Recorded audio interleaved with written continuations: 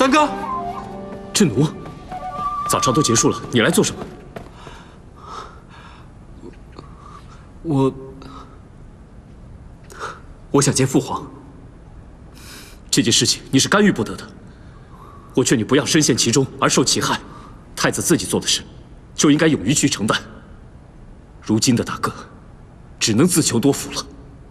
那二位哥哥认为，父皇会如何处置大哥呢？谁知道呢？谋反可是死罪呀！哼！三哥，你要去哪里？自然是回王府。身边有一个冒着臭气的小人，我觉得恶心。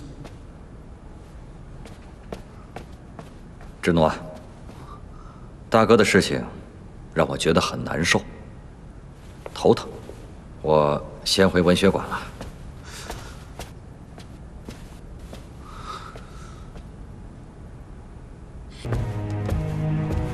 启禀陛下，晋王求见。智奴，他来干什么？晋王他是为太子求情而来。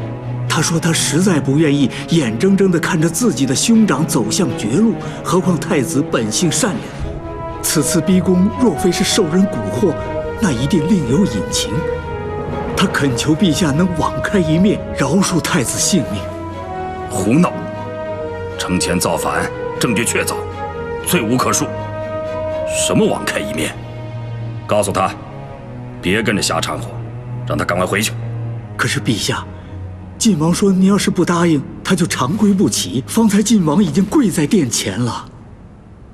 你去告诉他，这是国事，并不是撒娇耍孩子脾气能够解决的。他愿意跪，就让他跪着吧。是陛下。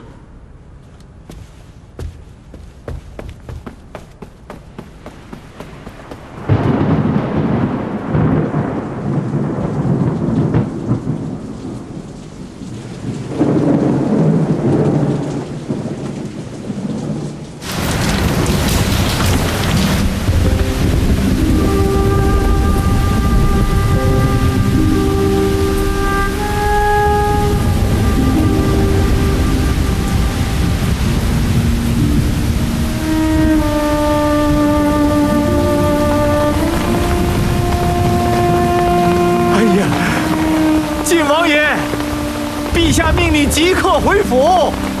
不，除非父皇答应饶了大哥一命，否则我绝不起。哎呀，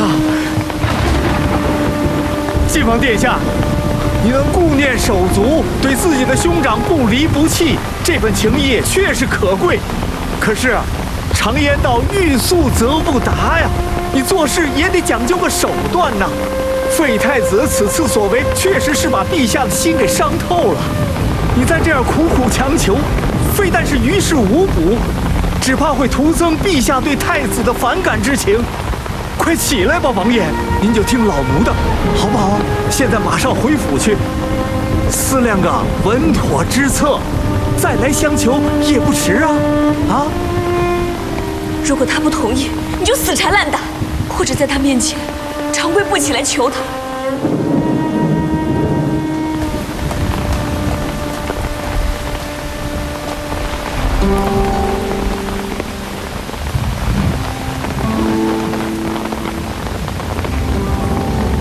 晋王，王公公啊，晋王，你先回吧。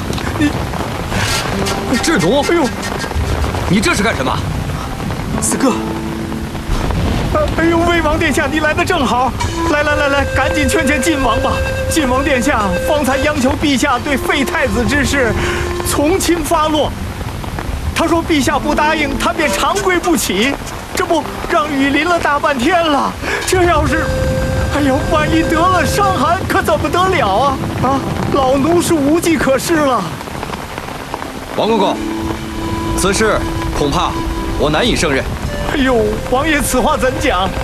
这朝野上下，您可是公认的好口才。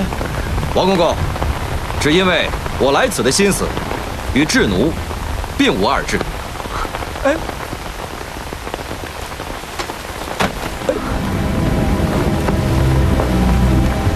青雀在此，求父皇对大哥惩前，网开一面，从轻处罚。哎，四哥，魏王爷您，你们俩，哎呀，你王公公，哎呦，请回吧。这，哎呀。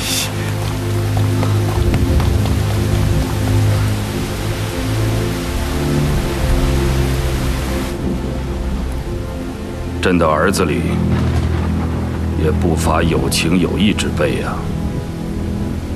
能为承前求情，着实不易。你觉得呢？陛下，两个孩子，一个心眼儿好，一个够智谋。你什么意思？陛下，一处之事不能再拖了。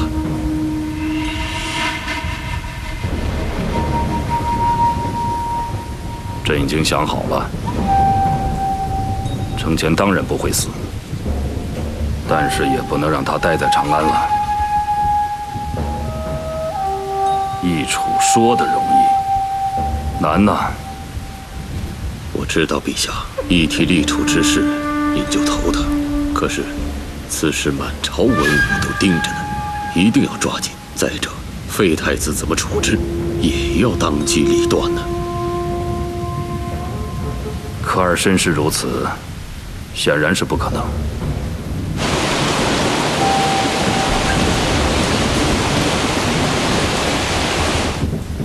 青雀倒是足智多谋，可是朕怎么一想到要把江山交给青雀，就有一种心惊肉跳的感觉呢？陛下，可您不止就这3个儿子。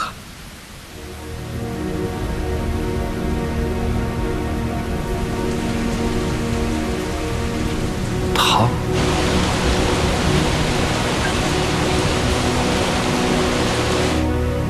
智奴，他是个好孩子，但不像是个好君王。陛下，眼下他是没展现出来治国理政的才能，可您也没给过他这样的机会啊。臣觉得找机会试他一下。